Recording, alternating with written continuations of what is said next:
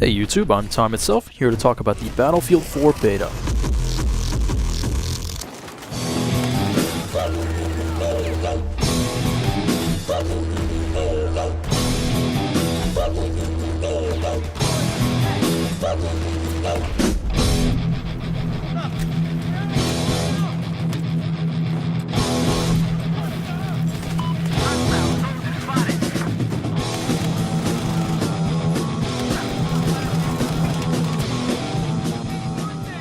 It's more Battlefield. There's clearly a very iterative design approach going on here, going from Battlefield 3 to Battlefield 4. And there might be some stuff that's not available in the beta that could really change how the game is played, but in general it still feels very much like Battlefield 3, or like a Battlefield game. On the consoles, we can look forward to an HD texture pack at release to make things look a little better. PC players can look forward to some optimization that will let them just run with more frames per second, or turn on some more graphics processing and make the game look even better. And the main purpose of this beta is multiplayer server stress testing. We'll see a few changes. The build is obviously old, and they've already made changes that have made it into release that we're not seeing here. Stuff like balance changes, bug fixes, but I don't think we can expect any major changes to how the game is played or its features. The Battlefield 3 beta to full release should have taught us that. There are a couple things I think they changed just for the open beta. Notably, you level up very slowly, and it takes a long time to get some very important unlocks, like the ammo box for support or the defibs for the assault medic class. And RPGs being able to lock onto laser designated targets. I expect that to go back to being a javelin thing. Here I get to watch my teammate revive me on the new map screen, and then pull the right trigger to accept the revive, which also fires my XM25 and kills me. Yeah, they've made some changes to the controls, and not always for the better. Some things that really need to get sorted out. In the beta, we get a look at one of the game modes new to Battlefield, Domination, which is fairly similar to Call of Duty Domination. They've portioned off a much smaller area of the map, made it infantry only, and made a few changes to balance the map, added some cover, some ladders and stuff like that to make it better for that game. Given the random spawns and the incredibly high density of players, it's an absolute madhouse, and in some ways reminds me of Team Deathmatch from Battlefield 3. Good luck trying to be particularly strategic about it, but it's a lot of fun to run around in the chaos. But if that's all you really want from your game, I suggest you take an honest look at Call of Duty at that point. But one of the reasons to play it is because you can get a lot of score and a lot of kills to unlock stuff for your weapons fairly quickly. There's not a whole lot available in the beta, and I think they intentionally slowed it down.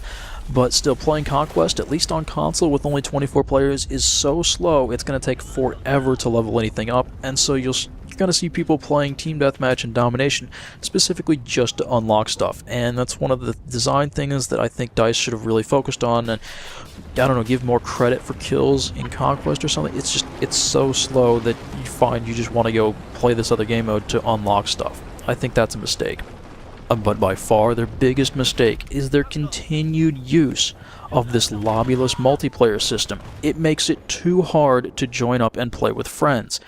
It might be a little better on PC and next-gen consoles where there are more players and so you'll see more turnover, but on current-gen consoles, I just had an incredibly difficult time playing with my friends, and I can't say it's any better than Battlefield 3. If there's space on their team when you join the server, it will try to put you with them, but if not, good luck. You have to be dead, and there has to be a space available on their team before the game will auto-switch you. It won't, at least it didn't seem to auto-switch me over to my friends between rounds, which I don't understand how they can't make that work.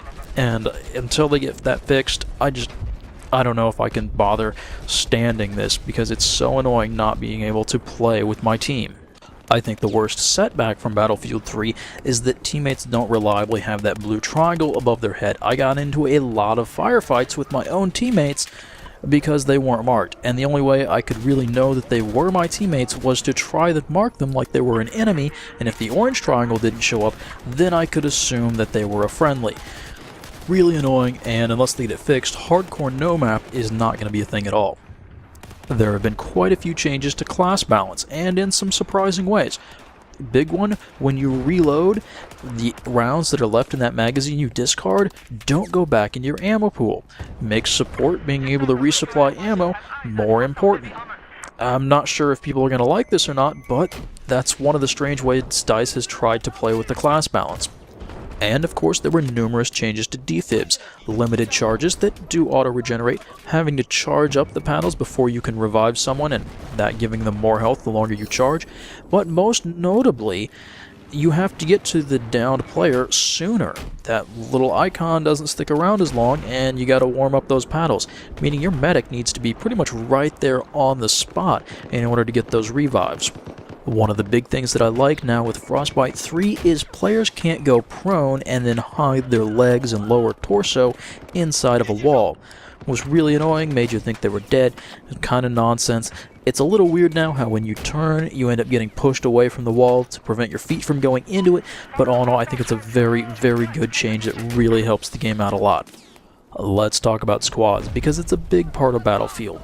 They've gone from a squad size of 4 to 5, but the team size is usually evenly divisible by 4 and not 5. But weird.